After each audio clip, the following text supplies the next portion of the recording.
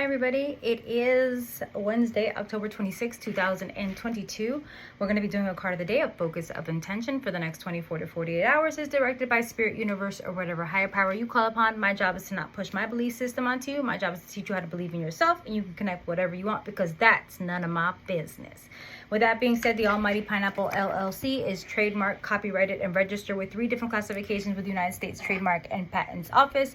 Any duplication of my content without my permission is subject to legal recourse, as guided by my legal team. This lighting sucks today.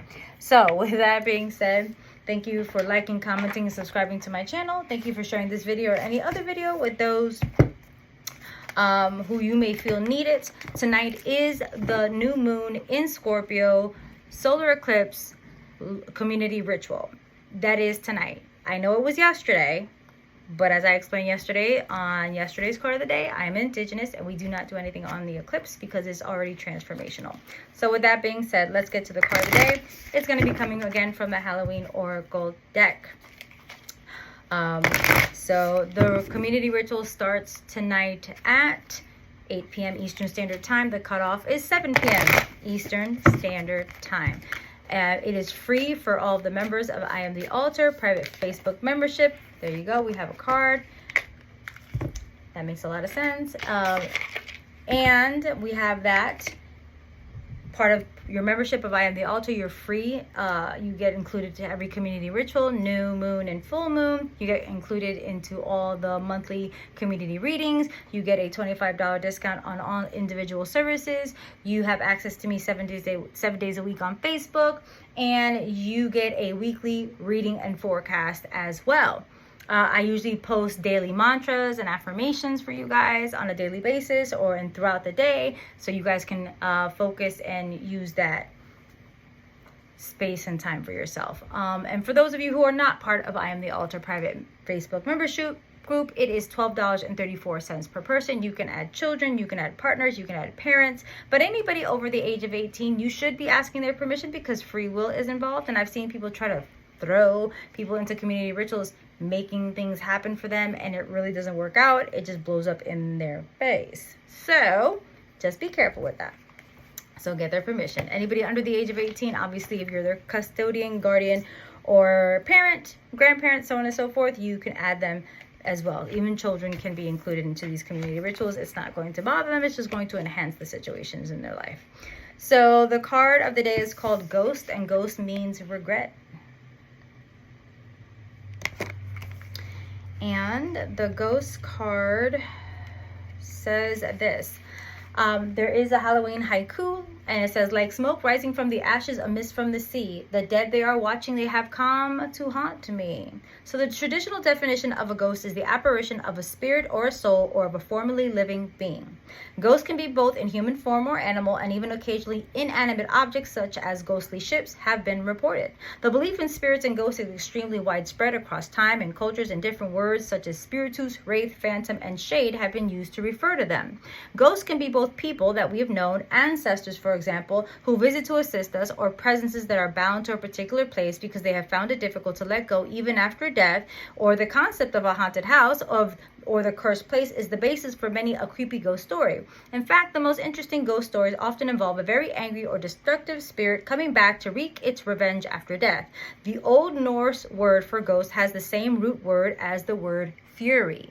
So it is said that spirits cannot let go of this world and have a reason for this. Sometimes it's to warn the living, to guide them, but it generally is because they have not finished their business here on the plane of the living. They have regrets they wish they should resolve, right? So should the ghost come gliding into your life during divination or during a card of the day, it may indicate that you have some regrets to let go of. Holding on to grudges or regrets is burdensome work, and it weighs us down eventually. But by taking actions to free ourselves of these old burdens, we clear the way for more rightful and wise action for the future. We can begin to live again fully if we let go of what was and step into new possibilities. So basically, universe, spirit, or whatever it is you call upon, because again, it's not about pushing religion or spirituality or energy. It's just, it is what it is. It's you know, this message is literally,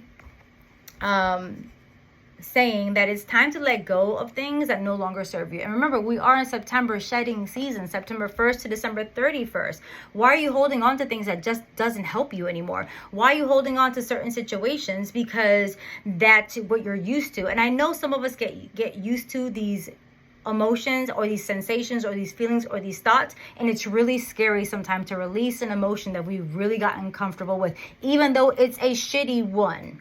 Now, to break down the ghost situation just a little bit more, for me and my personal belief system and what I believe, in my opinion, there are two different type of spirits after death. Either a ghost, who is technically earthbound, or a spirit, which is crossed over. And I'm not saying ghost is a spirit, but ghost can be an earthbound spirit.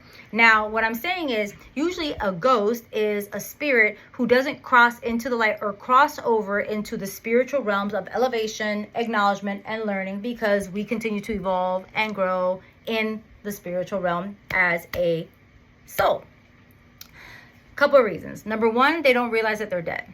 Two, they may have had a tragic or violent accident, and again, the shock is still, they're not understanding, they think they're still living. Or they might think that they don't deserve to go cross over and evolve in a sense because of the stuff that they did in this lifetime, or they don't want to because they have unfinished business. Unfortunately, when souls decide to stay here as ghosts, earthbound, eventually their energy starts dwindling, so they have to attach themselves to people, places, animals, and things, or objects, to keep their energy intact. Like, it could be a specific vase or a picture or a piece of jewelry, because certain people always have their energy or touching these things, and that's why they can pick up energy, or they can attach themselves to an actual individual. Usually ghosts show up as the way they died. So if they died in a tragic accident and they were covered in cuts and scars, they'll show up as cuts and scars, which can be very scary. If they have crossed over into the spiritual realm of elevation, awakening, and growth for their soul's evolution, they usually come back in what we consider the prime of their human lives. They'll come back whole human, probably younger, more fit, more linear, more healthier. They come back and they present themselves to us in either dreams, manifestations, or visions, meditation, sleeping, or like dreams, whatever it is, how they show up in a more fulfilled or whole form in their human lifetime. And that's how they present themselves to us. So I wanted to break that down just a little bit, but let's get back to the regret. If you're having regrets about what's going on in your life, why are you holding on to it? But again, like I said, it's really scary to let us, go of these situations, or even relationships or feelings that we've gotten really comfortable with. Even though it tastes like shit and it feels like shit and it looks like shit and it smells like shit, doesn't mean you have to keep the shit. September shedding season is about letting go of things that just no longer serve you in the past 8 months, or maybe anything before that. But we use this time, the fall season, to let things fall away, the weight of things that no longer serve us, like fruits and crops. Like even nature does it. Nature has a fall season. Let things fall away, to let things go that no longer serve us, to make room for harvesting for the upcoming months of winter, which is more about solitude and inner reflection. So, with that being said, it's time to let go of things that you no longer need. Like, stop holding on to regret. You've made a mistake. Okay, if you have a regret, what are we doing to heal it? What are we doing to fix it? What are we doing to acknowledge it? What are we doing to learn from it?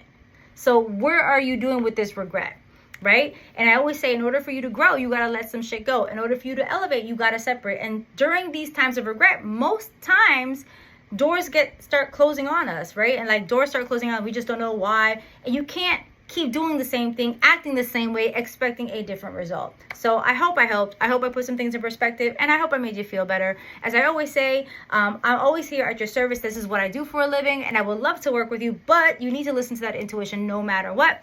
I am not the one who does the healings. I'm just a mirror, and I do the reflection of the healing that you need. So with that being said, I hope I helped. Like I said, I would love to work with you. I think I'm repeating. But please follow your intuition working with any spiritual advisor. If that means you do not work with me, your intuition will guide you to who, what, when, where, and how to work with those spiritual advisors and practitioners. Love you all, and have a great day.